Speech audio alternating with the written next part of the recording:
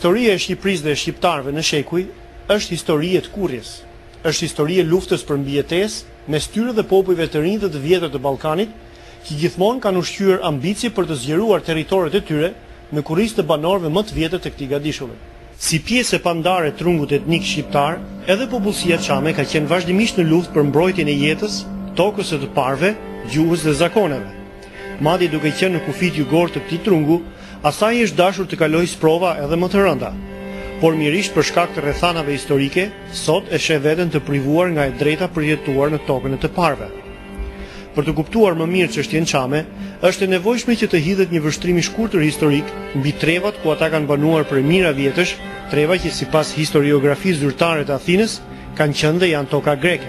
Është pikërisht kjo tezë që ka frymëzuar prej shekujsh breza të ndryshëm shovinistësh grek për t'i shpallur çamët muslimanë si popullsi turke, jo autoktone, duke hapur kështu rrugën e gjenocidit dhe spastrimit etnik.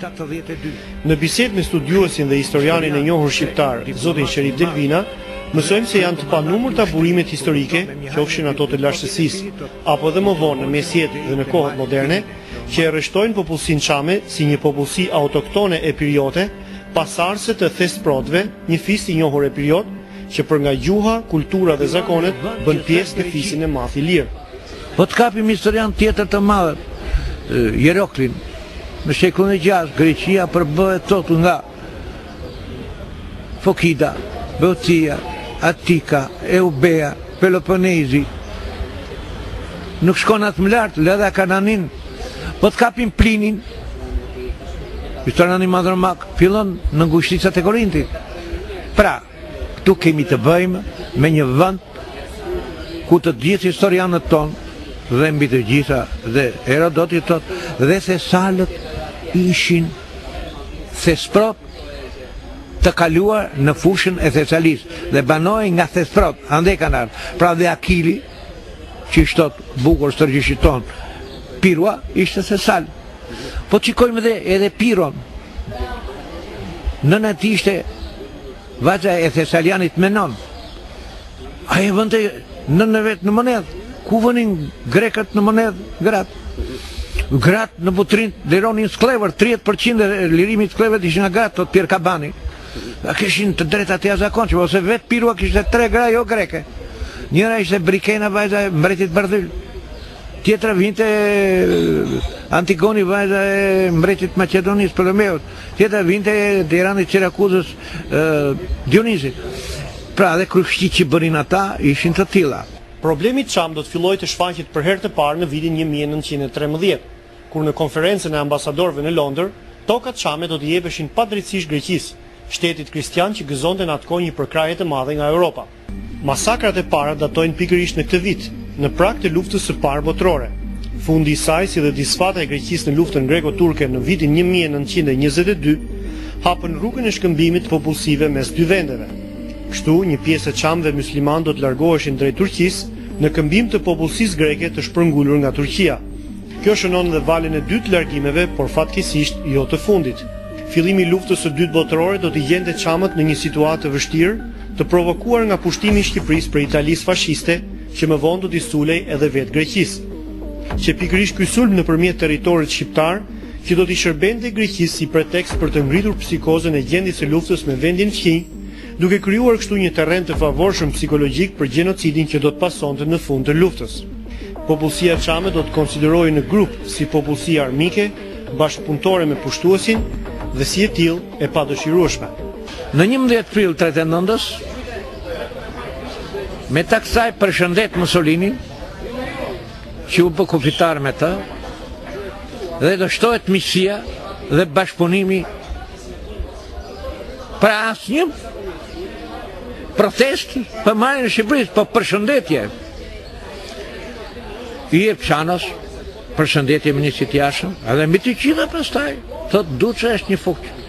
Është Mussolini, është njeriu që siguron paqen në Europë. Dhe ka i gjithë populli grek konsiderat të madhe për ta. Stabilitetin ai do ta sjellë.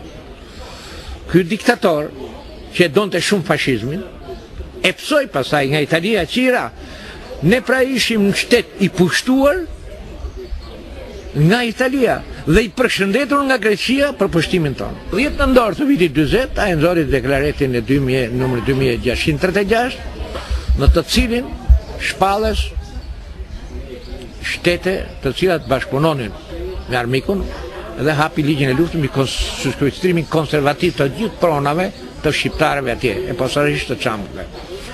Me thënë të drejtën, e para s'kishte pse ti sekuestronte. Sepse çamët ishin qytetarë grek atëherë. Se nuk kishin marrë pjesë, Kishte pse? Nuk ishin qytetarë shqiptar, bilet deri në 44. Pasi i shpalli këtë ligj mbi sekuestrimin konservativ të pasturisë së çamëve, filluan pastaj zervasi dhe trupat nacionaliste të vriqin çamët kudo që i gjinin, bënin reprezalje. Por ne dhe të referojmë i historianit grek Vakalopoulos,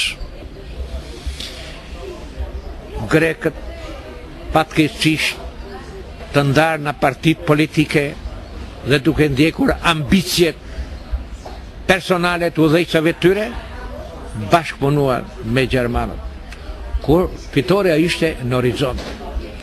Dhe fatkeqësisht udhëheqësat e tyre që bashkëpunuan me gjermanët u bën shtyllat nacionalizmit dhe udhëheqën Greqinë më vonë.